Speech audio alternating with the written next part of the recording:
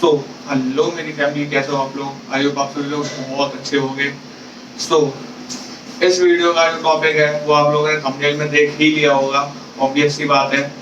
सो आज हम लोग इसी के ऊपर बात करने वाले हैं, बल्किंग के ऊपर, क्योंकि विंटर्स आने वाले हैं, हर किसी को बल्क करना है। बट बहुत से ऐसे लोग हैं जिनका बल्क होता नहीं है, करना चाहते हैं बट होता नहीं है। मैं अगर अपनी पर्सनली बात करूं, मैं पिछले 3 साल से ट्रेन कर रहा हूं। आप लोग देख सकते हो, जब मैंने स्टार्ट किया था तब मैं 45 kg का कुछ ऐसा दिखता था, एंड अभी मेरा करंट बॉडी वेट 83-84 है। सो कहीं ना कहीं मुझे 3 साल लगे हैं इस चीज को पुट ऑन करने में। बट अगर मैं अपनी पर्सनली बात करूं तो पिछले 2 सालों में मेरा बॉडी वेट केवल 45 से 65 गया था। बट अभी रिसेंटली 4 से 5 महीनों में मैंने अपना बॉडी वेट 8 to 9 kg तक ऐड कर लिया है इन जस्ट 4 to 5 months। मुश्किल से मुश्किल 4 months मान के चलो, मैंने 8 से 9 kg ऐड कर लिया अपने अंदर। तो कहीं ना कहीं वो मेरी मिस्टेक्स थी जिस वजह से मैं बॉडी वेट जल्दी पुट ऑन नहीं कर पाता था पहले। तो उन्हीं मिस्टेक्स को जो आजकल के बिगनर्स कर रहे हैं या जो बल्क करना चाहते हैं और बल्क नहीं हो रहा है वो लोग कर रहे हैं। तो इसी वीडियो में हम लोग इसी के ऊपर बात करने वाले हैं कि क्या मिस्टेक्स हैं। एंड क्योंकि मैं चाहता हूँ कि इस विंटर हर कोई बल्क कर सके जो बल्क करना चाहता है। सबसे पहली बात, बल्क भी 2 टाइप का होता है, क्लीन बल्क और डर्टी बल्क। डर्टी बल्क जो लोग करते हैं वो तो सबसे बड़े पागल होते हैं मेरे हिसाब से, क्योंकि डर्टी बल्क का तो कोई मतलब नहीं है। आपने बल्क किया 4 से 5 महीने और आप ये बोल रहे हो कि मैंने 10 to 12 kg ऐड कर लिया बल्क करके और पेट आपका निकल आया है। उस बल्क का कोई मतलब नहीं होता है कि जहां केवल आपने अपने पेट पर फैट जमा कर लिया है, उस बल्क का कोई मतलब नहीं। बल्क होता है, मतलब ये नहीं कह रहा कि बल्क से आपके फैट पे कोई असर नहीं पड़ेगा, बहुत असर पड़ेगा बल्क करने से।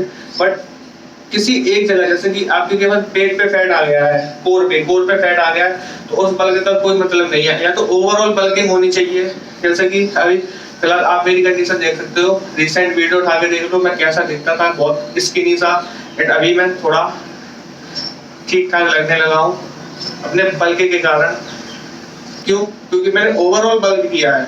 आप मेरा अगर कोर भी देखोगे, अगर आप लोग मेरा कोर भी देखोगे तो चेस्ट के अंदर ही है मेरा कोर। अब भी मेरा कोर अब भी वहीं है, एकदम सीधा, बिल्कुल ऐसा आप ये नहीं कह सकते हो कि मैंने मेरा केवल पेट निकाल लिया है बल्क के नाम पे।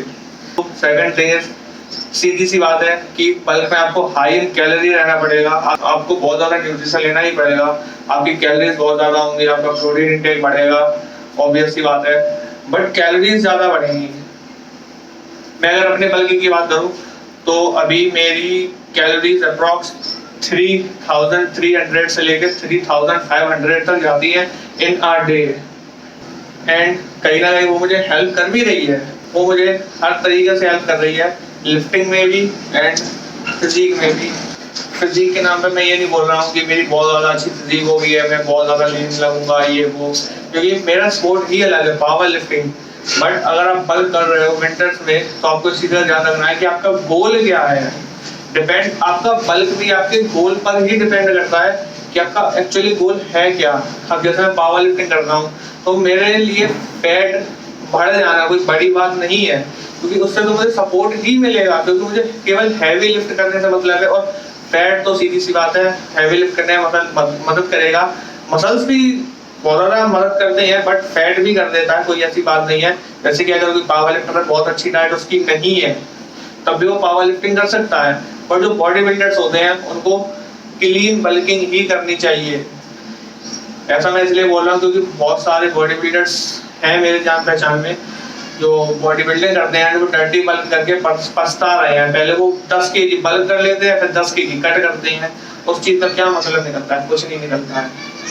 या तो आपने क्लीन बल्किंग की हो और उसके बाद आपने कट किया हो तो वो फिजिक निकल के आती है ना, देखने लायक होती है वो physique. Third point is supplements. जो बिगिनर्स हैं उनको ये लगता है कि बिना सप्लीमेंट्स के बल्क नहीं किया जा सकता है। खासकर जब बल्किंग की बात आती है तो लोग वेट गेनर्स की तरफ बहुत ज्यादा जाते हैं। ये चीज मैंने स्टार्टिंग में बहुत ज्यादा गलती करी है कि मैंने बहुत ज़्यादा वेट गेनर कंज्यूम किया है। अप्रॉक्स 12 to 14 kg मैंने वेट गेनर खा लिया था, 12 से 14 किलो वेट गेनर, समझ रहे हो, लगातार कंटिन्यूसली खाया था, लेकिन कोई भी चेंज नहीं मिला था मुझे। क्यों? क्योंकि फिर मैं उसी पे डिपेंड हो गया था कि वेट गेनर है, खा रहा हूँ, वही मदद करेगा, तो कोई फर्क नहीं मिला। एंड गेनर से मैं उनको ही सजेस्ट करूंगा जो बहुत ज्यादा स्किनी है, जिनकी एपेटाइट अच्छी नहीं है, जो बल्क कर ही नहीं पा रहे हैं, जिनको खाने का टाइम ही नहीं मिलता है, जिनको मील्स लेने का टाइम नहीं मिलता है। और शुरू में जब मैंने इस चीज में आया था, बल्क करने का सोचा था, बट बल्क होता नहीं था, तब मेरी जो सबसे बड़ी गलती थी वो यही थी कि मैं अपने मील्स टाइम पर नहीं लेता था। मील्स टाइम पर लेना आपके लिए बहुत ही अलग ही, मतलब जब आप मील्स अपने टाइम पर लेने लगोगे ना, आप मील्स टाइम पे लेने लगोगे ना, आपकी ट्रांसफॉर्मेशन यहाँ से यहाँ जाने में टाइम नहीं लगेगा। बिकॉज जब भी आप टाइम पर मील्स लेते हो तो आपकी बॉडी को पता है कि मुझे कितना खाना है। अब जैसे मैं अभी की बात करूं, मैं 3500 कैलोरीज पर हूं, मैंने जैसा आप सभी को बता दिया है, बट उस चीज को मैं एक बार में तो कंज्यूम नहीं कर सकता ना। मैं सुबह 8 बजे से मील्स लेना स्टार्ट करता हूँ, तब जाके रात के 11 बजे तक उस चीज को कंप्लीट कर पाता हूँ मैं। तो स्टार्टिंग में यही मैं गलती करता हूँ, और बहुत से लोग गलती करते हैं कि जब मैं स्टार्टिंग किया था तो मैं स्कूल वगैरह जाया करता था, तो सुबह ब्रेकफास्ट बिल्कुल ऐसे ही कर लिया, चाय पी ली और थोड़ा बहुत कुछ खा लिया, जिससे मुश्किल से मुश्किल मुझे 300 या 400 या अप्रॉक्स कैलोरीज मिलती थी बस। उसके बाद लंच भी लेके नहीं जाता था मैं। उसके बाद जो मैं सेकंड मील ले रहा हूँ, तो वो मैं स्कूल से आने के बाद ले रहा हूँ 3 बजे के आसपास, समझ लो। यानी कि मेरी दिन की जो पहली सही से मील है, जो मैं सही से कुछ खा रहा हूँ, वो 3 बजे जा रही है। तो कहाँ से बल्किंग हो जाएगी भाई? एंड आजकल के लोग भी यही चीज कर रहे हैं, टाइम पर मील्स नहीं लेते हैं। सीधी सी बात है, आपकी बॉडी की जो रिक्वायरमेंट है उसको आप फुलफिल करोगे तभी आपकी बल्किंग होगी, आपकी कट होगी, क्योंकि बिना कंसिस्टेंसी के कोई भी चीज नहीं है। अभी भी मैं जब बल्क कर रहा हूँ और बल्क हो भी रहा है, तो मैं अपनी मील्स को लेकर बहुत ज्यादा कंसिस्टेंट हूँ। अगर घर पर नहीं होती है मेरी मॉम, तो मैं खुद से बना के खा लेता हूँ। सीधी सी बात है, मुझे अपनी मील्स तो पूरी करनी ही है। बॉडी में सुबह से खाना डालना स्टार्ट करो अगर अच्छी बल्किंग करनी है आपको। एंड कोशिश करो बल्कि के नाम पर जंक फूड मत खाओ। घर का खाना भी खाओगे तो भी चल जाएगा बल्किंग में, बट जो आप बाहर का अनहेल्दी खाना खा रहे हो ना, वो आपको आगे तो नहीं लेके जाएगा, पीछे जरूर लेके चला जाएगा। बल्किंग के नाम पर अगर आप जंक फूड खाना स्टार्ट कर दोगे, एक बार घर का खाना चल जाता है। एंड बात रही सप्लीमेंट्स की, तो मैं, अगर आप नॉर्मल पर्सन हो तो मैं आपको सजेस्ट करूंगा मुश्किल से मुश्किल ज्यादा से ज्यादा प्रोटीन एंड क्रिएटिन। इससे ज्यादा मुझे नहीं लगता कि आपको कोई सप्लीमेंट लेने की जरूरत है, बिकॉज गेनर लेने का कोई मतलब है ही नहीं। बहुत से लोग मुझसे यही पूछते हैं कि क्या मैं गेनर ले सकता हूँ, ये गेनर वो गेनर।